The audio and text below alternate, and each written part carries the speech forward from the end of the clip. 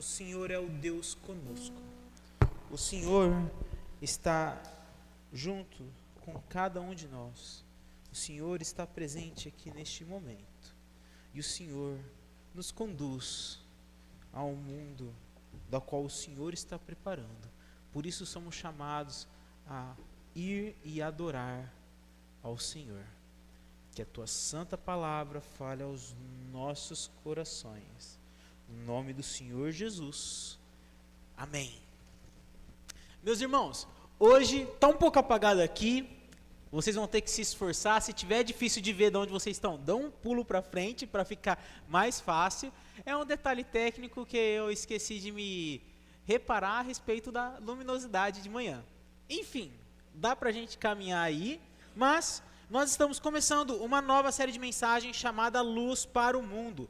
Uma série de reflexões pensada para o mês de Natal, refletindo a respeito do nascimento do nosso Senhor Jesus Cristo e como Ele, somente Ele, pode ser uma luz aos nossos corações a respeito de todos os dilemas e necessidades que nós temos aqui.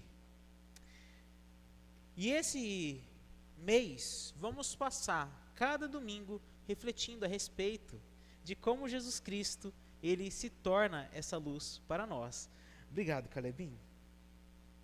Eu quero convidá-los a abrirem suas Bíblias no texto do profeta Isaías, no capítulo 9, para juntos vermos aquilo que a palavra do nosso Senhor tem a falar aos nossos corações.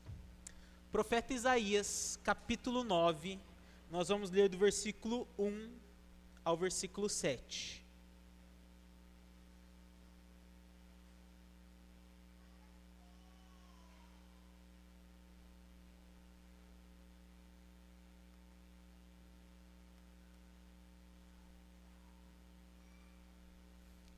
Esse tempo de escuridão e desespero, no entanto, não durará para sempre.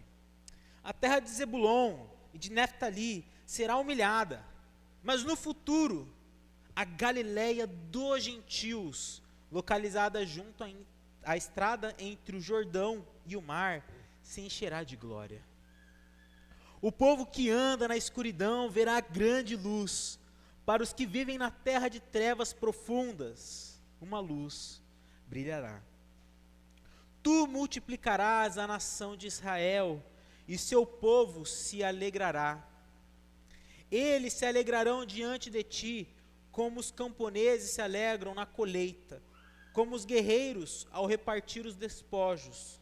Pois tu quebrarás o jugo de guerreiros ao repartir os despojos. Pois tu quebrarás o jugo de escravidão que os oprimia, e levantarás o fardo que lhes pesava sobre os ombros. Quebrarás a vara do opressor, como fizeste ao destruir o exército de Midian. As botas dos guerreiros e os uniformes manchados de sangue das batalhas serão queimados, servirão de lenha para o fogo, pois um menino nos nasceu, um filho nos foi dado, o governo estará sobre os seus ombros, e ele será chamado de Maravilhoso Conselheiro, Deus Poderoso, Pai Eterno e Príncipe da Paz. Seu governo e sua paz jamais terão fim. Reinará com imparcialidade e justiça no trono de Davi. Para todo sempre, o zelo do Senhor dos Exércitos fará que isso aconteça. O profeta Isaías é um profeta muito conhecido, é um profeta onde fala muito a respeito do Senhor Jesus Cristo, mesmo ele vivendo muito tempo antes do Senhor Jesus. Por volta do século VI, ano 700 mais ou menos, antes de Cristo, é que se enquadra o profeta Isaías. E dentro do capítulo 1 ao capítulo 17, que é onde nós estamos inseridos, aqui há um contexto importantíssimo para entendermos o que ele está falando. Do capítulo 1 ao 17, basicamente, o profeta Isaías está falando sobre a condição espiritual do povo de Deus. Então, do capítulo 1 ao 17, é esse o recorte, que ele vai falar sobre a condição espiritual do povo de Deus, no sul e no norte.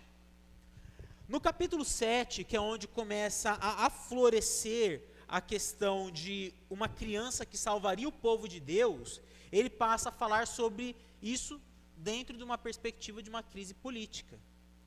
No capítulo 8, ele vai falar sobre as consequências da incredulidade do povo que levou a essa crise que eles estão vivendo. E no capítulo 9, propriamente lido, os primeiros versículos entre nós, é onde ele passa a deixar de forma muito mais clara a promessa messiânica. Para vocês entenderem, não sei se vai dar para ver muito bem, não dá para ver muito bem, mas esse daqui é um mapa da região de Israel e da tribo de Judá. No período do profeta Isaías, a nação de Israel, ela se dividiu em duas: o reino do norte, chamado Israel, e o reino do sul, chamado nação de Judá. O reino do norte, ele fica mais ou menos aqui, onde apareceu um círculo. O reino do sul, ele fica mais embaixo, onde é região de Jerusalém e da tribo de Judá. O que aconteceu? A nação se dividiu e eles começaram a guerrear entre si. Porém, chega um certo momento, com o rei Acás, que é o que inicia governando a nação de Judá, ele está guerreando contra a nação de Israel, e Israel pede ajuda para um país mais acima, chamado o povo sírio. Então ele falou: sírios, se juntem a nós, para juntos atacarmos a nação de Judá. E o rei Acás, naquele exato momento, ele fala: já sei, vou pedir ajuda à potência bélica de minha época, o Império Assírio, não Sírio, o Império Assírio da sua época, a potência militar. O rei Acás fala: eu tenho um plano, eu vou conversar com eles.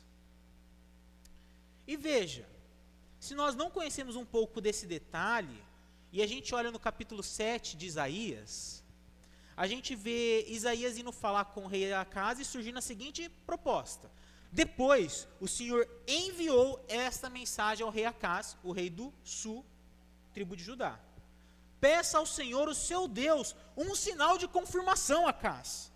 Pode ser algo difícil, alto como os céus, ou profundo como o lugar dos mortos.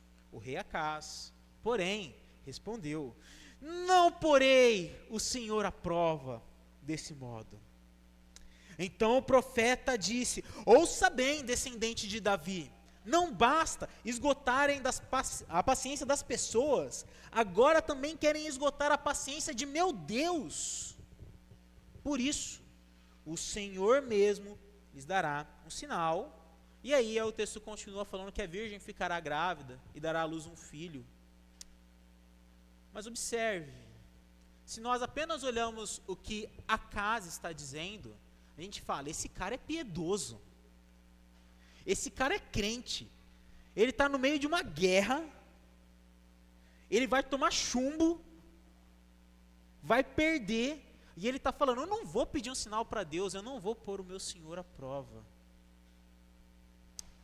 E aí a gente acha a reação de Isaías completamente equivocada. Mas, se nós formos para o livro de Reis, no capítulo 16, vai dizer o seguinte: o rei Acás enviou mensageiros para dizer a Tiglat-Pileser, rei da Assíria: sou seu servo e seu súdito, venha salvar-me dos exércitos da Síria e de Israel, que estão me atacando. Então Acás pegou a prata e o ouro do templo do Senhor e do tesouro do palácio dele e os enviou como pagamento para o rei da Síria. O rei da Síria atendeu ao pedido e atacou Damasco, a capital da Síria, e deportou os seus habitantes para Quir. Também matou Rezim, rei da Síria. A gente agora cai nesse cenário e vemos por que Acás ele disse: eu não vou pôr o meu Deus à prova. Porque ele já tinha feito o jeitinho dele para resolver o seu problema contra a nação de Israel e a nação de e a nação da Síria. E ele falou: Tiglat-Pileser, eu estou aqui me curvando e adorando você. Eu sou o seu súdito. Eu sou seu servo. Venha me salvar, porque de você virá a minha esperança. E é exatamente por isso que a frase dele, aparentemente piedosa, fala: eu não colocarei o meu Senhor à prova. Porque no fim, ele já tinha abandonado a Deus e tentado tomar as rédeas da situação pelas próprias forças. E é por isso que Isaías diz para ele: você, Acaz, não pediu um sinal para Deus. Você, Acaz, tentou achar a própria maneira de se livrar da sua situação. E mesmo você não querendo um sinal, Deus enviará um sinal. E aí a gente volta para o capítulo 7, onde ele fala da promessa do Emanuel, o capítulo 8, do porquê que isso é necessário, e o capítulo 9, que é onde nós lemos o nosso texto hoje, falando a respeito de como Deus, ele livrará o povo. E eu quero refletir com vocês a respeito de uma luz para o mundo, a promessa de um Salvador. E essa promessa do Salvador, ela acontece com uma libertação de um lugar improvável. A falsa espiritualidade de Acaz e do rei do norte conduziu o povo a um período de trevas, conduziu o povo a se afastar de Deus e escravizarem-se em outros impérios. E é exatamente isso que o texto começa dizendo. Esse tempo de escuridão e desespero, surgido por quê? Porque o rei Acaz quis se afastar de Deus. O rei de Israel quis se afastar de Deus. Surgiu o quê? Um período de escuridão e desespero. No entanto, não durará para sempre. A terra de Zebulon e de Naftali será humilhada, mas no futuro a Galileia dos gentios, localizada junto à estrada entre o Jordão e o mar, se encherá de glória. O povo que anda na escuridão verá grande luz. Para os que vivem na terra de trevas profundas, uma luz brilhará. Se você tiver com a sua versão, provavelmente Almeida Revista Atualizada, quando você ler principalmente o versículo 1 no final, ele vai dar 3 localizações: Galileia dos gentios, o caminho do mar, junto ao rio Jordão. Essas 3 áreas são regiões ao norte da nação de Israel, de uma forma muito tática, uma região muito importante para momentos de guerra. E aquilo que está acontecendo é, essa região, aonde vocês trouxeram exércitos, primeiro da Síria, e agora da Assíria, eles dominaram toda essa região. E ao virem dominarem toda essa região, eles começaram a oprimir o povo de Deus. Eles começaram a destruir, a tirar toda a esperança, a conduzir a matança constantemente no povo de Deus. E essa região é um lugar de escuridão e desespero. Porém, é exatamente nessa região onde Deus fará brilhar a sua luz. Observe, não sei quantos daqui já assistiram filmes de guerra, e tem um filme de guerra cristão, Até o Último Homem, aonde ele mostra o fronte de uma batalha, aonde a coisa pega, aonde todo mundo quer conquistar aquela parte. É exatamente aqui esse cenário. E normalmente onde todo mundo quer conquistar esse fronte, essa área tática, é onde o bicho come solto. E Deus está falando: Acaz, você ficou com medo e causou tudo isso, né? A salvação que eu vou trazer para vocês, ela não virá de Judá e vai subir e eliminar o povo. A salvação que eu vou trazer para vocês, ela virá exatamente desse lugar onde o bicho está pegando fogo. Ela virá exatamente de onde não há qualquer expectativa de libertação. Eu vou trazer uma libertação de um lugar completamente improvável para que vocês sejam salvos. Neste lugar, aonde o império bélico colocou os seus melhores soldados, as suas melhores armas, os seus melhores cavalos, e vocês, que têm apenas estilingues, pedaço de madeira para guerrear, naquele lugar eu vou fazer surgir a libertação. Naquele lugar brilhará uma luz que mudará toda a situação dessa escuridão e desespero que foi colocada. Se nós olhamos para a cronologia bíblica, pouco tempo depois, o Império Assírio caiu, porque surgiu o Império Babilônico. E não era sobre isso que o profeta Isaías estava falando. Depois do Império Babilônico, ele também caiu. E surgiu o famoso Império Grego-Macedônio, com Alexandre o Grande. O Império Persa, o Império Persa com Artaxerxes, do filme 300. Mas ele também caiu. E surgiu o Império Grego-Macedônio, com Alexandre o Grande. Ele caiu. Surgiu o Império Romano. E nenhum desses impérios estavam trazendo de fato a luz, tirando o povo das densas trevas. Mas é exatamente 700 anos depois que a luz que Deus havia prometido, que libertaria as pessoas do desespero e da escuridão, é que surge. E o evangelista Mateus, no capítulo 4, ele diz que quando Jesus soube que o seu primo João havia sido preso, ele voltou a Galiléia. Saindo de Nazaré, mudou-se para Cafarnaum, junto ao mar da Galiléia, na região de Zebulon e Naftali. Cumpriu-se, desse modo, o que foi dito por meio do profeta Isaías: na terra de Zebulon e Naftali, junto ao mar, além do rio Jordão, na Galiléia, onde vivem tantos gentios, o povo que vivia na escuridão viu uma grande luz. E sobre os que viviam na terra onde a morte lança sua sombra, uma luz brilhou. A partir de então, Jesus começou a anunciar a sua mensagem: arrependam-se, pois o reino dos céus está próximo. A libertação num local improvável da qual Deus estava dando, acontece 700 anos depois, com a pessoa de Cristo, vindo exatamente para esta terra, uma terra de desespero, uma terra de trevas, e com a presença de Jesus, a luz de Deus começa a irradiar, e essa luz de Deus começa a irradiar, ela vai dissipando toda a morte, ela vai dissipando todo medo, ela vai dissipando todo tipo de tirania, ela vai dissipando toda a morte,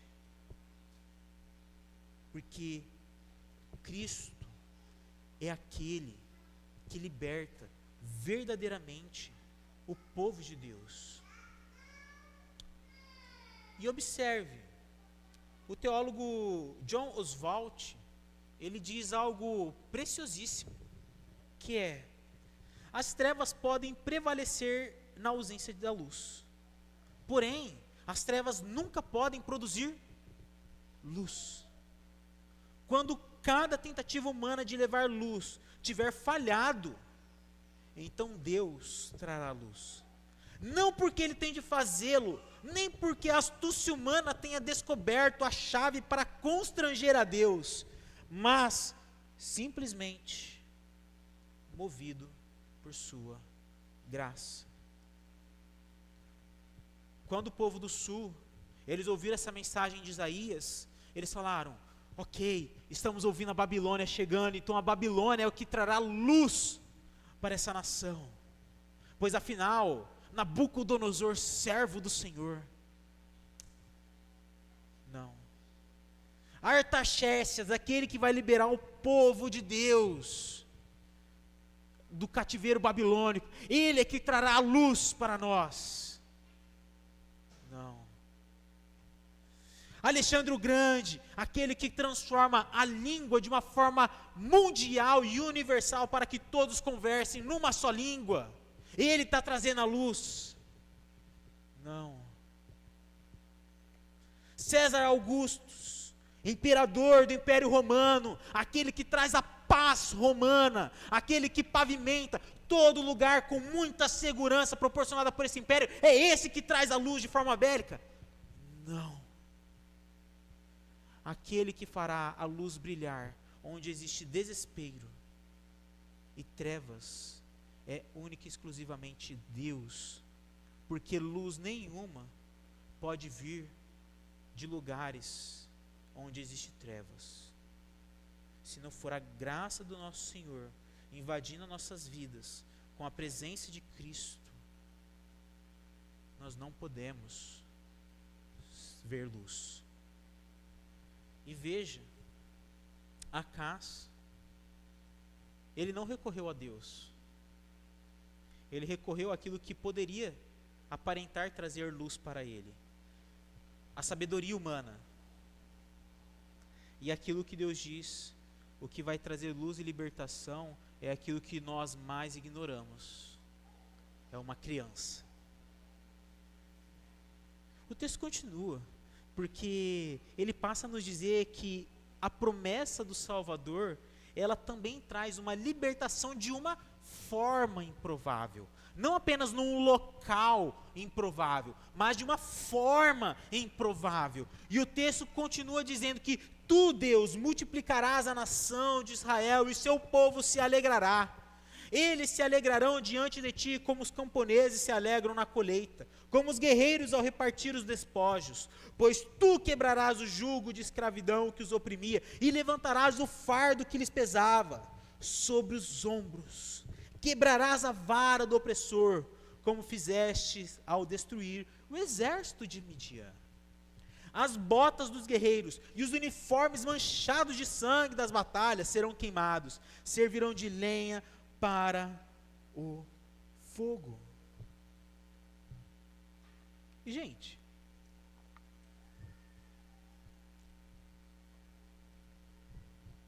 ninguém é salvo de uma guerra sem guerrear.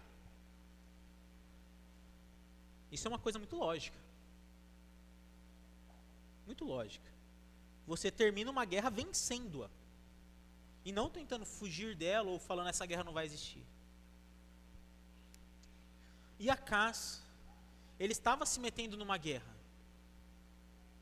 confiando na própria sabedoria. E Deus fala: Acás, não foi por você confiar na Assíria que a libertação de vocês virá, porque a Síria, ela só traz destruição, ela não traz libertação. Querem ver um exemplo muito claro disso? Mês passado nós estudamos o livro do profeta Jonas, aqui na igreja. Deus fala: Jonas, vá para Nínive, capital da Assíria.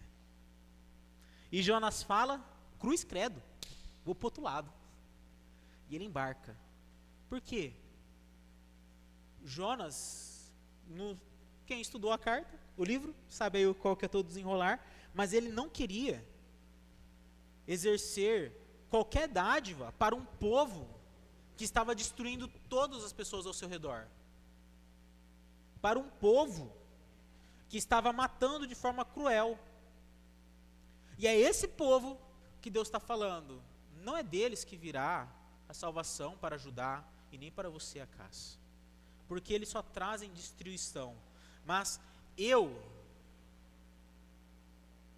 Acás, quebrarei o jugo da escravidão, eu tirarei o fardo que eles colocaram sobre o peso de todos. Eu farei de uma forma improvável que isso aconteça.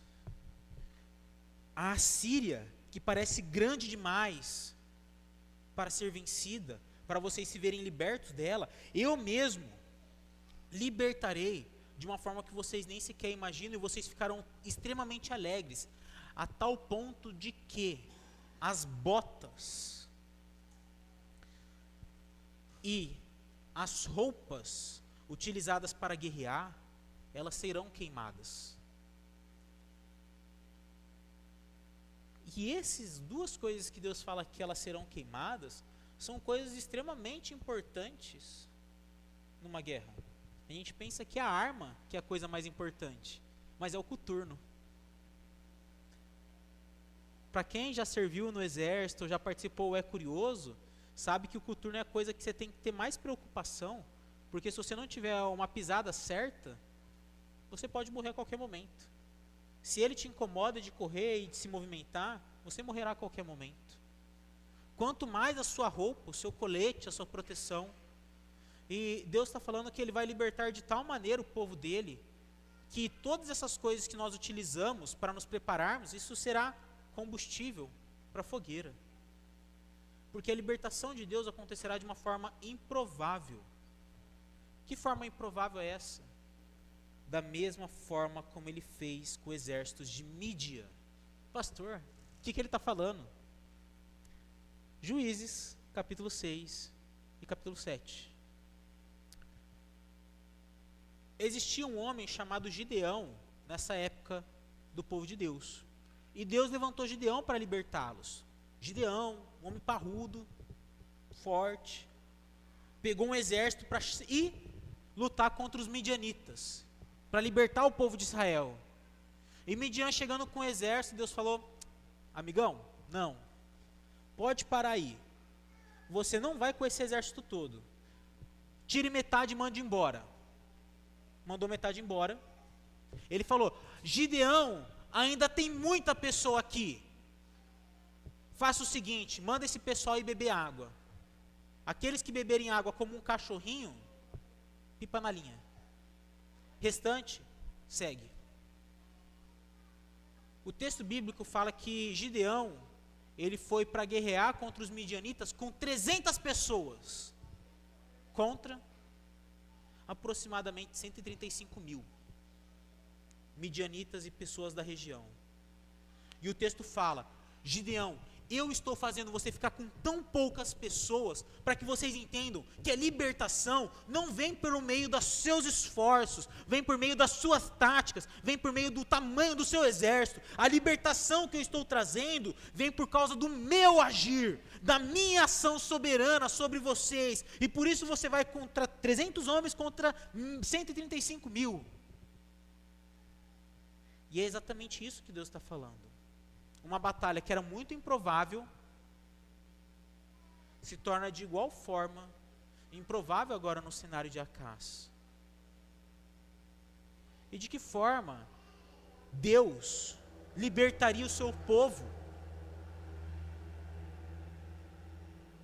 Improvavelmente. Evangelho segundo Mateus, capítulo 11. Jesus diz o seguinte: o meu Pai me confiou todas as coisas. Isaías 9, versículo 3, Deus livraria o povo. Jesus falando: meu Pai me confiou todas as coisas. Ninguém conhece verdadeiramente o Filho, a não ser o Pai. E ninguém conhece verdadeiramente o Pai, a não ser o Filho e aqueles a quem o Filho escolhe revelá-lo. Venham a mim, vocês que estão cansados e sobrecarregados, e eu lhes darei descanso. Tomem sobre você o meu jugo. Deixem que eu lhes ensine, pois sou manso e humilde de coração, e encontrarão descanso para a alma.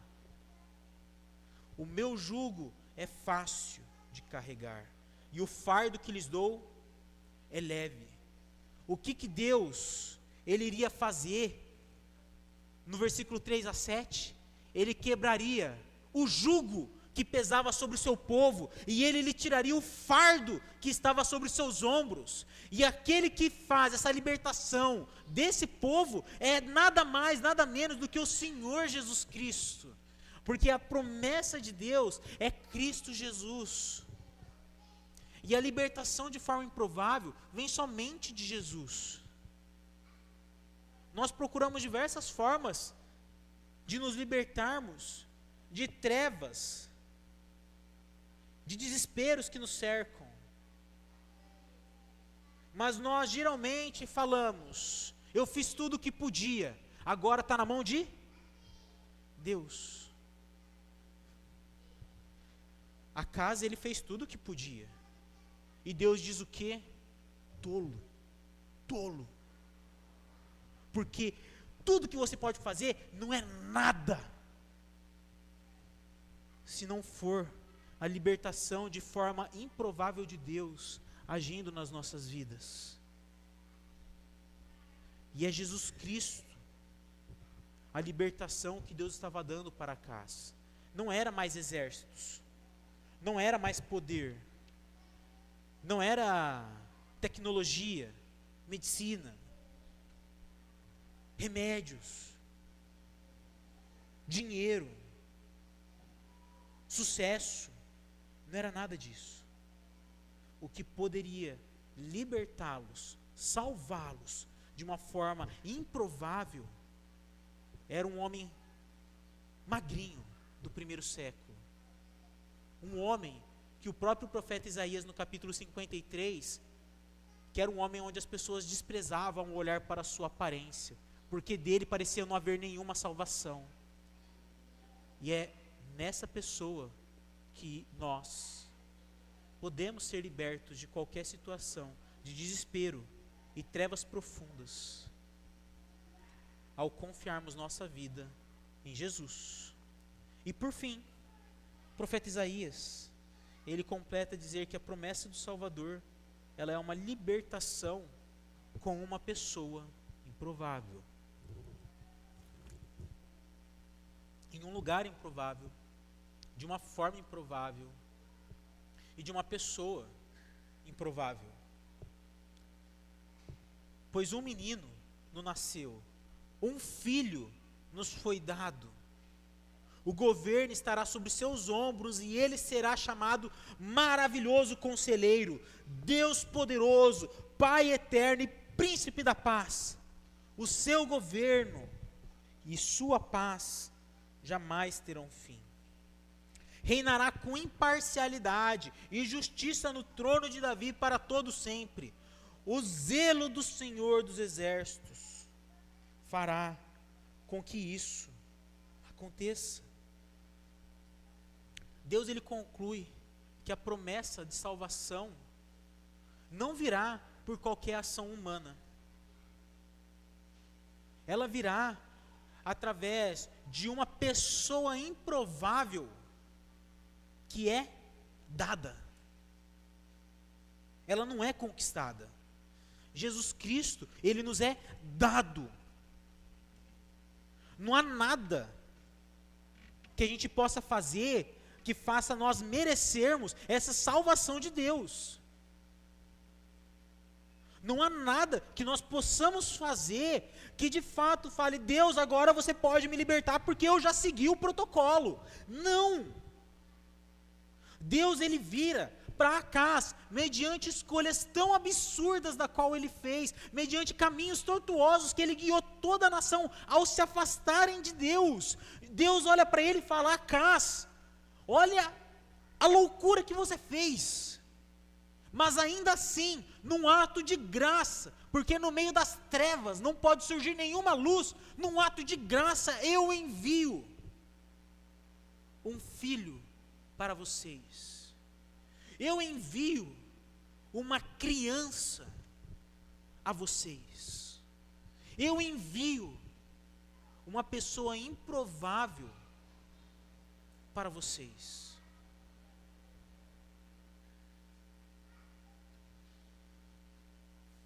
Muito tempo antes de Isaías, basicamente 400 anos antes dele, no ano 1100, Deus estava escolhendo um rei para a nação de Israel. Esse rei que é citado aqui diversas vezes, de Davi, o trono de Davi. Quando Samuel, o profeta do Senhor, ele foi procurar esse tal Davi, que seria o rei da nação de Israel, ele vai até a casa e o pai de Davi, Jessé, fala, olha, tem esse meu filho, ele tem 2,20 m de altura, 120 kg de massa magra, o rapaz corre como um torpedo, ele é um excelente rei. E Deus fala, não. Ele fala, ó, tem esse daqui que é quase lá, não é como o primeiro, mas também é bom. Deus fala, não, não, não. E acaba os filhos de Jessé. E Samuel fala, rapaz, você não tem mais nenhum, porque Deus não escolheu nenhum. Ele fala, Eu tenho um franzinho cuidando de ovelha lá longe, que se bater um vento, leva ele. Ele fala, chama esse garoto. Deus chama Davi. E assim que Davi aparece, Deus fala para Samuel, unge-o com óleo, pois ele será o rei. Esse homem improvável, ele será o rei. 400 anos depois, com Acás, ele está falando, Acás, não é os exércitos que libertarão você, é um rei improvável. É um rei improvável. Tão improvável que ele será como uma criança. E essa criança improvável, ela terá 4 títulos. Maravilhoso Conselheiro, Deus Poderoso, Pai Eterno e Príncipe da Paz.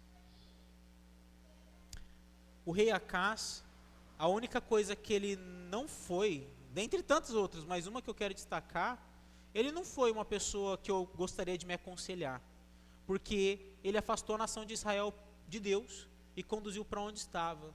E Deus está falando, Acás, você é um péssimo rei, mas eu darei uma criança que será um maravilhoso conselheiro. Essa criança, ela também será guiada e formada no poder de Deus. Essa criança, ela terá toda a eternidade, porque ela é guardada pelo Pai. E essa criança, ela será conhecida como um príncipe da paz. Porque Acás, você tentou viver eternamente. Você tentou trazer paz para o reino de uma forma completamente louca. Você tentou ser sábio, mas se tornou louco. E você achou que era poderoso ao ter a Síria ao seu lado. E dessas coisas não virá a sua libertação. A sua libertação virá de uma criança. E o zelo do Senhor, o ciúme de Deus, a fidelidade do Senhor fará com que essa criança nasça. E durante 700 anos, essa promessa foi sendo fomentada no coração de cada pessoa da nação de Israel e de Judá. Durante 700 anos, essas pessoas falavam, quando chegará o rei prometido por Deus, que de fato nos libertará? Quando chegará aquele que poderá me tirar do desespero e das trevas da vida? Quando chegará aquele que é improvável de ser acreditado, mas que me livrará de todo desespero? E o evangelista Lucas diz o seguinte: 700 anos depois, pessoas vigilantes da noite, pastores de ovelhas, trabalhando num período de calor como esse, só que de madrugada. Então o anjo lhes disse: não tenham medo, eu trago boas notícias, eu trago o evangelho para vocês, que darão grande alegria a todo o povo. Hoje em Belém, a cidade de Davi, nasceu o Salvador, que é Cristo o Senhor. Vocês o reconhecerão por este sinal: encontrarão um bebê enrolado em faixas de pano, deitado numa manjedoura. De repente, juntou-se ao anjo uma grande multidão do exército celestial, louvando a Deus e dizendo: glória a Deus nos mais altos céus e paz na terra àqueles de que Deus se agrada. Porque, glória a Deus, Ele fez cumprir o zelo do Senhor, conduziu as pessoas à chegada do Salvador delas. Glória a Deus, porque Ele fez isso e Ele é fiel. E paz na terra, porque o príncipe da paz está entre nós. Ele é tão improvável que esse príncipe, ele não nasceu no palácio de Herodes. Ele não nasceu no Hospital São Luís. Ele nasceu numa manjedoura emprestada, numa noite, da onde ninguém o estava podendo receber. Essa criança, que é o libertador, ele nasce de uma família, no popular falando, de Zé Ninguéms. Quem era Maria? E quem era José do Egito? Ninguém. E nasce essa criança, que aos olhos das pessoas da sua época, era um ninguém, era um improvável. E Deus fala: hoje nasceu em Belém a criança improvável que eu havia prometido. E é em Jesus Cristo que vocês terão um maravilhoso conselheiro, um Deus forte, Pai eterno e um príncipe que conduz todos nós à verdadeira paz. É em Jesus Cristo e somente nele que há libertação em um local improvável, de uma forma improvável, com uma pessoa improvável. A luz do mundo é Cristo Jesus. É Ele quem trará luz para as trevas e desesperos que estão em nosso coração. É Ele quem trará luz para esse mundo que só proporciona desespero e trevas ao nosso redor. É somente Cristo Jesus, o Deus encarnado, que nasceu porque zelo do Senhor cumpriu essa profecia em nosso favor. E Ele nasceu para nos conduzir de volta ao Deus Pai. Ele que nos conduz para fora das trevas, porque é Cristo Jesus, a luz do mundo. E como nós podemos viver essa verdade hoje?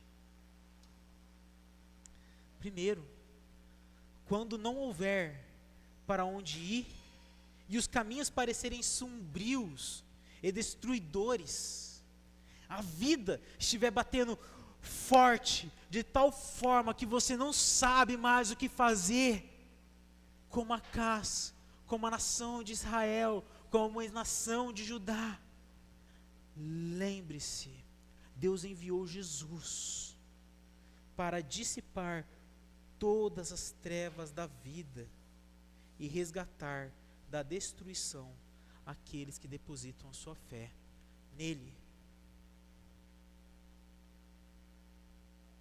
As densas trevas e o desespero, eles não somem sozinhos, eles somem apenas com a luz de Deus que brilha sobre nós, por meio da fé. Não precisamos fazer nada, não precisamos ofertar nada, não precisamos fazer práticas espirituais para recebermos isso. Precisamos apenas de fé na salvação proporcionada por Deus. Precisamos de fé na promessa do Salvador que nos é dada.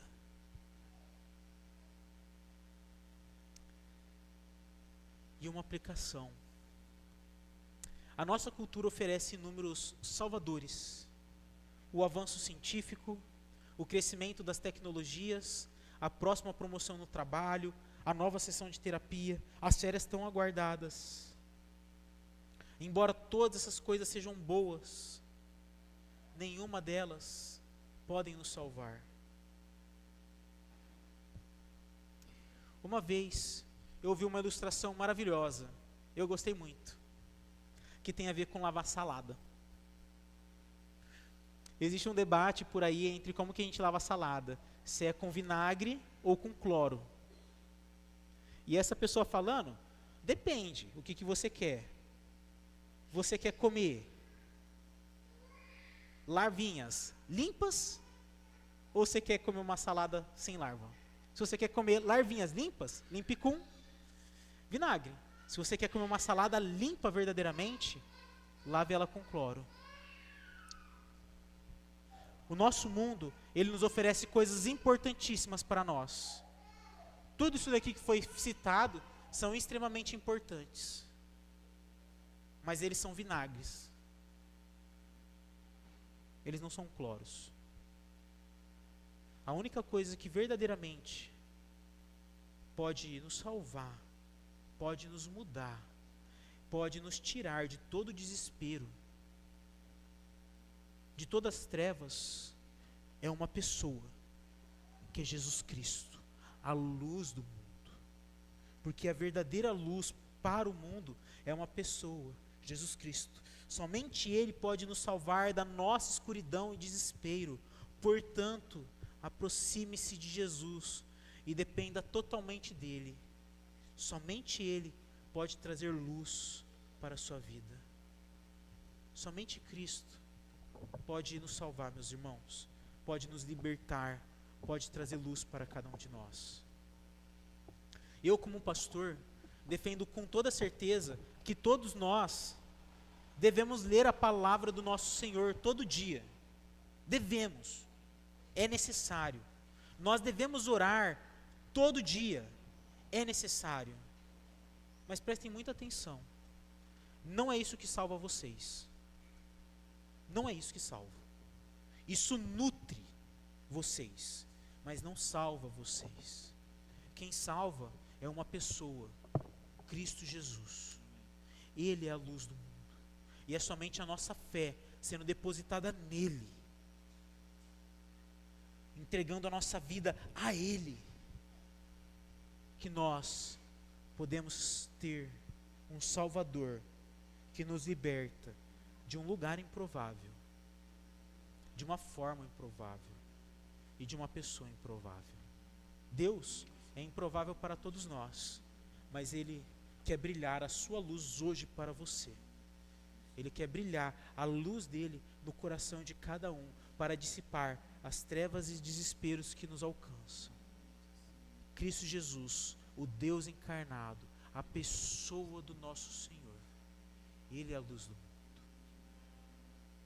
Que a gente cante a respeito desse Deus, que é um Deus conosco e que nos conduz para a luz que vem dele.